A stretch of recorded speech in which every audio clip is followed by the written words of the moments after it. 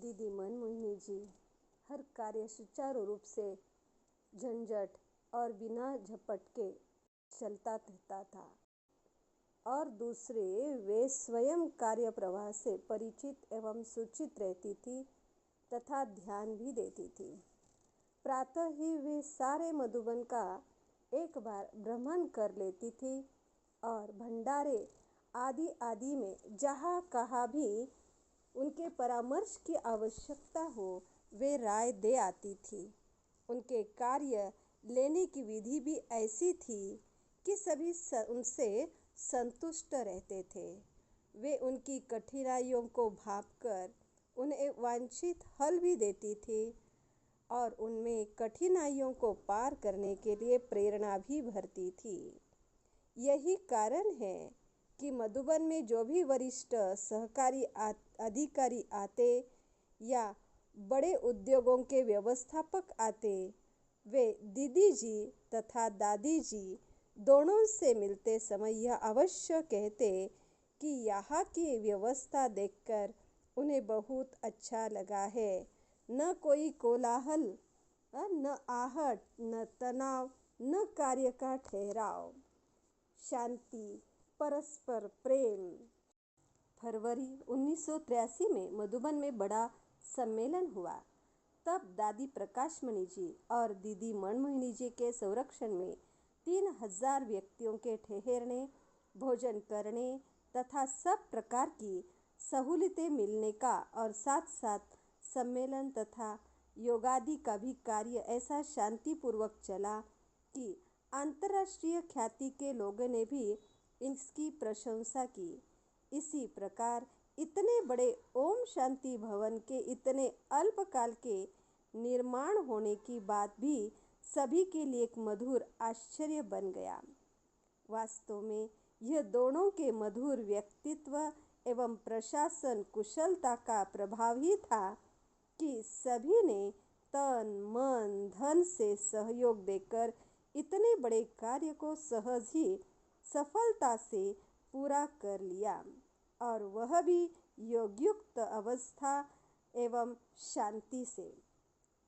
दीदी जी यद्यपि एक बहुत ही धनवान घराने में पैदा हुई थी, तथापि यज्ञ में उनकी वेशभूषा, खान पान तथा रहन सहन सभी की तरह अत्यंत सादा और साधारण था।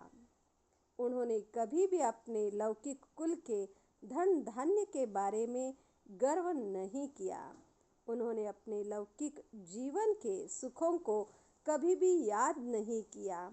इस प्रकार वे सादगी और त्याग की मूर्ति थी। उनके पास जो चीज़ें होती वे दूसरों को सौगात देकर प्रभु प्रेम में बांधती। उन वस्तुओं को वे अपने लिए प्रयोग नहीं करती थी। दीदी मनमोहिनी जी दादी प्रकाशमणि जी के साथ मिलकर एक बहुत बड़ी अंतर्राष्ट्रीय संस्था का कार्य संचालन करती थी। अतः उत्तरदायित्व के साथ उन्हें काफ़ी अधिकार भी प्राप्त थे, परंतु उन्होंने कभी भी किसी से अधिकार या सत्ता के अहंकार में नहीं बोला, बल्कि यदि कभी किसी ने मर्यादानुसार व्यवहार नहीं किया तब भी उन्होंने उसे मात्र प्रेम ही दिया ताकि वह ईश्वरीय ज्ञान के मार्ग से पीछे न हट जाए। यदि कभी कोई ऐसा किसी कारण से रुष्ट भी हो गया तो भी उन्होंने स्वयं झुककर उसे स्नेह और सौहार्द से सींचा ताकि शिव बाबा के साथ उस आत्मा का बुद्धियोग बना रहे और वह देहधारी आत्माओं से रूठकर कहीं योग मार्ग से विचलित न हो जाए। उन्होंने कभी यह हट नहीं किया कि गलती अमुक व्यक्ति की ही है अथवा दोष उसी का ही है और इसलिए मैं उसी से क्यों बात करूं, बल्कि स्वयं दीदी जी ने ही उसके मन को शीतल करने के लिए कहा कि भाई मन में कोई बात हो तो निकाल दो। हम सभी एक का मार्ग के राही है। दैवी परिवार में आत्मिक संबंधी है और हमारे मन में आपके लिए शुभ भाव ही है। इस प्रसंग में यह कहना उचित होगा कि दीदी जी को बच्चों का यह गीत हम है आत्मा तुम हो आत्मा आपस में भाई भाई, बाबा कहते पढ़ो पढ़ाई, हम है आत्मा तुम हो आत्मा आपस में भाई भाई, बाबा कहते पढ़ो पढ़ाई, नहीं किसी से लड़ो लड़ाई। अच्छा लगता था। दीदी जी की यह एक विशेषता थी कि वे संपर्क में आए हुए व्यक्ति को स्नेह से अपना बना लेती थी। वे किसी को माँ जैसा प्यार देकर या किसी को उसकी समस्या का हल देकर स्नेह के सूत्र में बांधकर उससे कोई न कोई बुराई छुड़वा ही देती। जो बात वह व्यक्ति अन्य किसी से नहीं मानता था, दीदी जी उसे सहज ही मनवा देती थी। इस प्रकार उनके व्यक्तित्व में एक चुंबकीय आकर्षण था। उनसे बात करने में किसी को भी भय महसूस नहीं होता था, बल्कि उनके स्नेह के स्पंदनों से उनकी ओर खींचा जाता और दीदी जी उसे आध्यात्मिक पथ पर आगे बढ़ा देती थी। उनके संपर्क में आते रहने वाला व्यक्ति प्राय ज्ञान विमुख नहीं होता था। जिस डॉक्टर भगवती ने दीदी जी का ऑपरेशन किया वह स्वयं दीदी जी को माँ मानने लगा था। यद्यपि दीदी जी का स्नेहशील व्यक्तित्व था, वे अपनी स्थिति को उपराम उतना ही बनाए रखती थी। जब किसी को कुछ टोली खाने के लिए देती थी तो पूछती थी कि शिव बाबा की याद में रहकर खाया है या नहीं। दीदी जी केवल तपस्या की मूर्त ही नहीं बल्कि विनोद प्रिय भी थी। वे चुटकुले सुनती और सुनाती थी, परंतु वे चुटकुले भी शालीन और अलौकिकता की ओर ले जाने वाले होते थे। वे शुष्क स्वभाव की नहीं थी, बल्कि इतनी आयु होने पर भी बाल स्वभाव की तरह सरल और हास्य प्रिय थी। जो लोग दीदी जी के संपर्क में आए हैं वे जानते हैं दीदी जी सोती बहुत कम थी। वे रात्रि की निद्रा का त्याग करके कुछ समय व्यक्तिगत रूप से योग अभ्यास करती थी। वे प्रातः 2 बजे भी उठ जाती। अव्यक्त बाप दादा के प्रोग्राम में काफ़ी समय बैठी रहती और वैसे भी ईश्वरीय याद रूपी यात्रा पर विशेष ध्यान देती। उस तपस्या का ही यह फल है कि वे ज्ञान और योग की दौड़ में विन और वन सूची में आ गई। वे सभी को आत्मिक स्थिति और ईश्वरीय स्मृति के अभ्यास की टेव डालती थी। यदि कोई व्यक्ति बीमार होता और लोग उससे बीमारी की बार बार अधिक चर्चा करते तो वे उन्हें कहती थी कि इसे देह की अधिक याद न दिलाओ। वे उस व्यक्ति को भी कहती थी कि शिव बाबा की स्मृति में रहेंगे तो तन के कष्ट मिट जाएंगे। स्वयं भी जब वे अस्पताल में थी तो ईश्वरीय स्मृति में ही थी और डॉक्टरों को कहती थी कि तन को कुछ हुआ होगा परंतु मन तो ठीक है। अस्पताल में नर्सों को उनसे विशेष स्नेह हो गया था। दीदी जी ने उन्हें भी शिव बाबा का संक्षिप्त परिचय दिया था।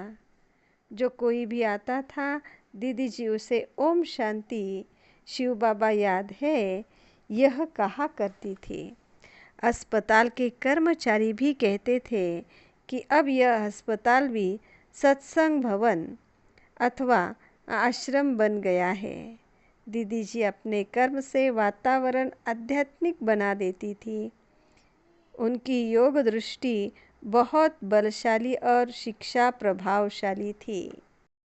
निर्मल शांता जी दीदी मनमोहिनी जी के बारे में अपनी भावना इस प्रकार व्यक्त करती है कि मैं तो बाबा की नटखट बच्ची थी। दीदी ने ही मुझे नया जीवन दिया। दीदी ने ही मेरे ऊपर मेहनत करके मुझे लौकिक से अलौकिक में ट्रांसफ़र किया। दीदी जी मुझे कहती थी कि तुम हमारे गुरु की बेटी, गुरुपुत्री हो, इसलिए तुम मुझे प्यारी लगती हो। मैं कहती थी दीदी आप मेरी गुरु हो, इसलिए आप मुझे प्यारी लगती हो। तो मैं तो उनको अपनी अलौकिक माँ मानती हूँ, क्योंकि जो ज्ञान देने के निमित्त बनती है उनको अलौकिक माँ ही कहा जाता है ना। दादी चंद्रमणि जी ने दीदी जी के प्रति श्रद्धा सुमन अर्पित किए और कहा कि दीदी में एक विशेष गुण था कि वे गुणग्राहक थी, सबसे गुण ग्रहण करती थी। वे सबसे यही कहती थी, यह आत्मा बाबा की बनी है, अर्थात इसमें कोई न कोई विशेषता जरूर है। तब तो बाबा ने इस आत्मा को किसी कोने में से लाकर अपना बच्चा बनाया। ऐसे वे हमेशा हर एक की विशेषता देखती थी। उन्होंने अंत तक अपने को बाबा की स्टूडेंट समझकर स्टूडेंट लाइफ जिया। उनमें हैंडलिंग पावर बहुत अच्छी थी। वे बाबा की आज्ञाकारी, वफादार, फरमानबरदार, ईमानदार सपूत बच्ची थी। एक बार मुझे बुखार आया था तो मैं रेस्ट में थी। किसी ने जाकर दीदी को समाचार दिया कि दीदी मेरे पास आई और पूछा, चंद्रमणि कैसी हो? मैंने कहा दीदी मुझे थोड़ा सा बुखार आया है। तब दीदी ने कहा, तुमने कैसे कहा कि मुझे बुखार आया है? बुखार तो शरीर को आया है, तुमको नहीं है। ऐसे कहो कि शरीर को बुखार आया हुआ है, हमको कुछ नहीं होता है, हमको तो घर चलना है। इस प्रकार दीदी साधारण बात को भी ज्ञान युक्त बोलने के लिए कहती थी। दीदी में उपराम वृत्ति बहुत थी। सदैव मैंने दीदी को उपराम और अव्यक्त स्थिति में रहते हुए देखा। जब भी थोड़ा समय मिलता था तो कहती थी कि आओ हम रूह-रिहान करें। तो वे ज्ञान की इतनी गहराई में जाती थी कि बात मत पूछो। बाप दादा की बहुत स्नेही और मीठी आत्मा थी। जर्मनी की सुदेश बहन जी ने दीदी के बारे में अपना अनुभव सुनाया कि दीदी मेरी अलौकिक मदर थी। दीदी जी ने मुझे ज्ञान का जन्म देकर अलौकिक पालना की। जैसे स्थूल पढ़ाई अपनी माँ अपनी बच्ची को घर में पढ़ाती है, वैसे दीदी जी ने भी बाबा के साथ प्रीत कैसे रखनी चाहिए मुझे सिखाया। कैसे गुप्त रूप से योग करना चाहिए यह भी सिखाया। अमृत वेले 2 बजे उठकर योग का अभ्यास किया कैसे किया जाता है यह भी सिखाया। उनके हर चरित्र से देखने वालों को बाप दादा का चित्र दिखाई पड़ता था। एक माता होने के कारण उनमें यज्ञ में उनका पाठ बहुत गणनीय था। वे माता और कन्या और भाइयों को यज्ञ में समर्पण कराने की कला में महान प्रवीण थी। यज्ञ के आदि से ही यज्ञ की स्थापना के कार्य में तथा यज्ञ को संभालने के कार्य में दीदी जी बाबा के कदम के साथ कदम मिलाकर चलती रही। दीदी जी निर्माण चित्त बहुत थी, साथ ही साथ उनमें निर्माण करने की कला भी बहुत अच्छी थी। यज्ञ में दीदी जी का स्थान बहुत ऊंचा था। जितना वे ऊंचे स्थान पर थी उतना ही विनम्र भी थी, मालिक भी थी और बालक भी थी।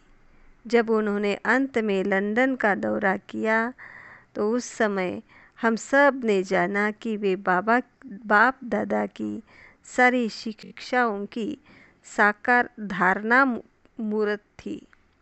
उनमें यह विशेषता विशेष रूप में थी कि पहले खुद धारणा करती थी, बाद में दूसरों को कराती थी।